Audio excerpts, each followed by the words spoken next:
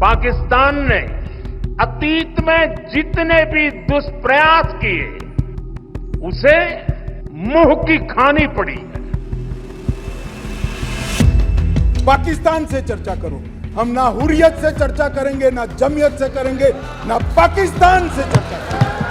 जिस कश्मीर में बदलाव की बात से ही नेता सिहर उठते थे, महबूबा के मुंह में राष्ट्र की एकता और अखंडता की चिंता तक नहीं करते थे, अब्दुल्ला की पाकिस्तान परस्ती वाली बात पर ताली बजाते थे, उस कश्मीर का श्रीनगर चौक कैसे दिल्ली का इंडिया गेट बन गया, भारत के दुश्मनों पर कैसे सेना ने सबसे बड़ा शिकंजा कस दिया और पाकिस्तान की लालची जुबान पर कैसे ताला लग गया, ये सुनेंगे तो मोदी शाह के विरोधी भी उनके काम के मुरीद हो जाएंगे।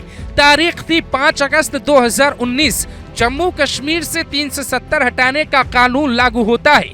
5 अगस्त 2019 और 6 अगस्त को इस महान सदन ने धारा 370 को समाप्त।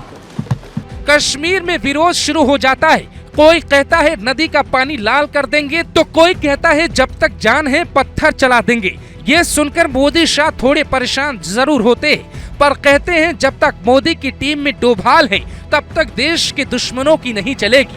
डोभाल खुद कश्मीर जाते हैं, लोगों से मुलाकात करते हैं, उन्हें बरगलाने वालों पर खुद एक्शन लेते हैं और फिर जम्मू कश्मीर में ऐसी शांति लौट आती है कि कुछ सालों तक कोई पत्थर उठाने की हिमाकत नहीं कर पाता। जब घाटी में शांति आती है तब पर्यटक अपने आप बढ़ने लगते हैं, पर सबसे बड़ी चुनौती थी पाकिस्तान को फाइनल जवाब कैसे दिया जाए। इसके लिए जयशंकर ने G20 मीटिंग कश्मीर में कराने का प्रस्ताव दिया। मोदी ने दुनिया के टॉप 20 देशों को इसके लिए मनाया और उसके बाद जो तस्वीर सामने आई उसे देखकर पाकिस्तान को समझ में आया कि इस जन्म में कश्मीर हमारा नहीं हो सकता, क्योंकि भारत ने 4 सालों के भीतर जम्मू कश्मीर में 40 ऐसे बदलाव कर दिए जिसे देखकर पीओके की जनता भी हिंदुस्तान में शामिल होने की राह देखने लगी। गांव से लेकर जिला और प्रदेश तक के 40 अलग अलग विभागों में बड़े बदलाव हुए। 2 निशान, 2 संविधान और 2 प्रधान वाली परंपरा खत्म हो गई। उसके बाद 4 बड़े प्लान ने प्रदेश को पूरा बदल के रख दिया। 4 बड़े प्लान ने बदली जम्मू कश्मीर की तस्वीर। देश के दुश्मनों और उनकी मदद करने वालों पे तगड़ा एक्शन हुआ। नतीजा, हिंसक घटनाओं में 68% की कमी आई। स्थानीय नागरिकों की मौत में भी 81% की गिरावट दर्ज की गई। ओवरऑल 69% मामले कम हुए। पत्थरबाजी की घटनाएं लगभग खत्म होने लगी। मिशन शिक्षा से समृद्धि, नए मेडिकल कॉलेज, डिग्री कॉलेज और नर्सिंग कॉलेज खोले गए। युवाओं को पत्थर छोड़ कलम पकड़ने के लिए मोदी सरकार ने प्रेरित किया। मिशन सभ्यता संस्कृति की वापसी करवाई।